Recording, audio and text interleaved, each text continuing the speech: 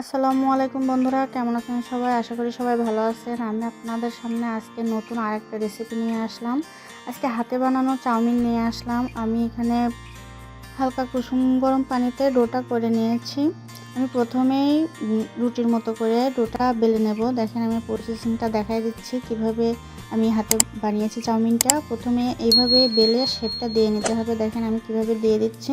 এইভাবে শেপটা দিলে আপনারা চাউমিনের শেপটা ভালোভাবে দিতে পারবেন। দেখেন আমি কিন্তু প্রথমেই রুটির মতো করে বেলে নিয়েছি, নিয়ে এইভাবে শেপটা দিয়ে ছুরি দিয়ে ভালো করে ছোট ছোট করে কেটে নিচ্ছে। দেখেন আপনাদের দেখিয়ে দিচ্ছি কিভাবে ছোট ছোট করে কেটে নিচ্ছে। আপনারা চাইলে এর থেকে ছোটও করতে পারেন বা এর থেকে বড়ও করতে পারেন, তবে আমার কাছে এটা করলে বেস্ট মনে হয়, এর জন্য আমি এরকম শেপ দিয়ে নিচ্ছি। আপনারা চাইলে ছোট বড় করে নিতে পারেন।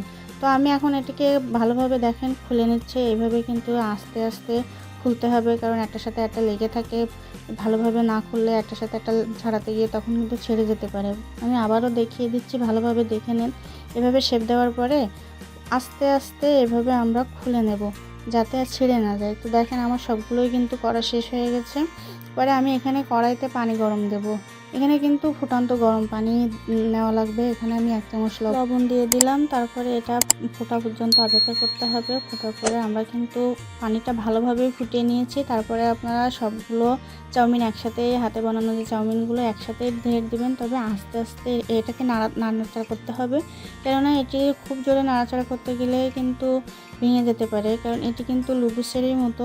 দেখেন আপনারা কিন্তু দেখতেই পাচ্ছেন, এটা হাতে বানানো চাউমিন হলেও তারপরেও কিন্তু এটা লুডুসের মতনই ভালোভাবে ফুটিয়ে নিতে হবে, সিদ্ধ হবে এবং এটি ভালোভাবে সিদ্ধ করে নিতে হবে। তবে একটা জিনিস বলে রাখা ভালো, এটি কিন্তু আপনার ছিঁড়ে যাবে না বা দলা পেকে যাবে না, কারণ এটি ঝুরঝুরি এবং লুডুসের মতনই সিদ্ধ হওয়া পর্যন্ত অপেক্ষা করতে হবে আমাদের। দেখেন আমার কিন্তু প্রায় সিদ্ধ হয়ে গেছে। আপনাদের দেখিয়ে দিচ্ছি সিদ্ধটা কেমন হয়েছে। আমি কিন্তু খুব জোরে জাল দেইনি, এখানে আস্তে জালেই কিন্তু করেছি। দেখেন আমার কিন্তু নরম হয়ে গেছে এটা। এখন আমি এটাকে নামিয়ে রাখবো ঠান্ডা পানি দিয়ে ভালোভাবে ধোয়ার জন্য। আমি একটা প্রথমেই ডালায় ভালোভাবে ঢেলে ঠান্ডা পানি দিয়ে ভালোভাবে ধুয়ে নেবো। এটা লুডুসেরই মতো। দেখেন আপনাদের দেখিয়ে দিচ্ছি, এটা কিন্তু অনেক ঝুরঝুরি হয়েছে। আমার কিন্তু ঠান্ডা পানি দিয়ে ধোয়া শেষ। এখন আমি রান্নায় যাব। দেখেন আমি প্রথমে কড়াইতে তেল দিয়ে নেব। আমি এখানে সয়াবিন তেল ইউজ করেছি, আপনারা যে কোনো তেল ইউজ করতে পারেন। আমি এখানে পেঁয়াজ দিয়ে দেব। আমি অল্প পরিমাণে পেঁয়াজ দিচ্ছি, কারণ আমার এখানে চাউমিনটা অল্প পরিমাণেই আছে, সেহেতু আমি অল্প পরিমাণে পেঁয়াজ এবং কাঁচামরিচ দিয়ে দিচ্ছি। আমি এখানে 5টা থেকে 6টার মতো কাঁচামরিচ দিয়ে নিয়েছি। এখন এগুলোকে ভালোভাবে ভেজে নেব। তারপর দেখেন আমি কিন্তু এখানে আদা রসুনের পেস্ট ব্যবহার করতেছি, কারণ চাউমিনে একটু আদা রসুনের পেস্ট দিলে মাংসের মতো ঘ্রাণ আসে, এর জন্য আমি দিয়ে নিলাম। তারপরে আমি এখানে অল্প পরিমাণে লবণ দেবো, যেহেতু সিদ্ধ করার সময় লবণ ব্যবহার করেছি। তো এখন আমি অল্প পরিমাণে লবণ দিয়ে দিচ্ছি। আর কালারের জন্য অল্প পরিমাণে আমি শুকনো মরিচও ইউজ করতেছি, আপনারা চাইলে দিতে পারেন, নাও পারেন। তারপরে আমি একটু হলুদ দিয়ে নিচ্ছি, দিয়ে তারপরে আমি কিন্তু ভালোভাবে নাড়াচাড়া দিয়ে নেব। তারপর মশলাগুলোকে ভালোভাবে কষিয়ে নেব। এখানে আমার মশলা দেখেন মোটামুটি প্রায় কষানো শেষ। আমি এখানে অ্যাড করব একটা ডিম। তো আমি এভাবেই ডিম অ্যাড করি, যাতে ডিমের শেপগুলো ভালো আসে। দেখেন আমি কিন্তু দেখিয়ে দিচ্ছি, এভাবে ডিম ভেজে নিলে ডিমের শেপ ভালো আসে, এমনকি ডিম দেখাও যায়। তো এভাবেই আমার দেখানো অনুযায়ী ডিমটা ভেজে নিলে ভালো শেপ আসবে। দেখেন আমি এখানে সুন্দর মতো সব মশলা ডিম সহ কষিয়ে নিয়ে তারপরে কিন্তু চাউমিনগুলো আগে থেকে ধুয়ে রেখেছিলাম, আপনাদেরকে দেখিয়ে দিয়েছি, সেগুলো আর নতুন করে ধোয়ার কিছু নেই। তারপরে আমি কিন্তু ঢেলে দিয়েছি। এবার এটাকে আমি ভাজা পর্যন্ত অপেক্ষা করব।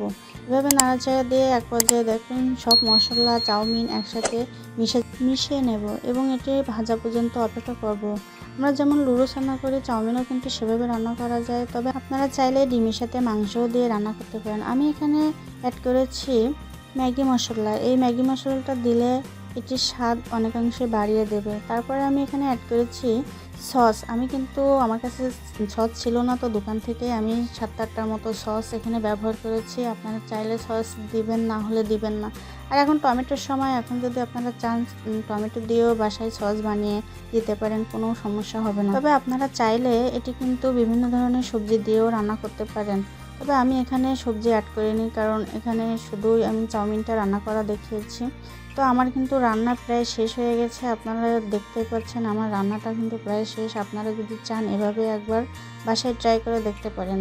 একেবারে রেস্টুরেন্টের মতন স্বাদ হয়েছে। আপনারা যদি চান বাসায় থাকা উপকরণ দিয়ে ঝটপট কিন্তু রেস্টুরেন্টের স্বাদের মতোই চাউমিন বাসায় বানাতে পারেন। তো আপনাদের যদি ভিডিওটা ভালো লাগে থাকে তবে একটা লাইক এবং একটা সাবস্ক্রাইব দিয়ে যাবেন। আল্লাহ হাফেজ।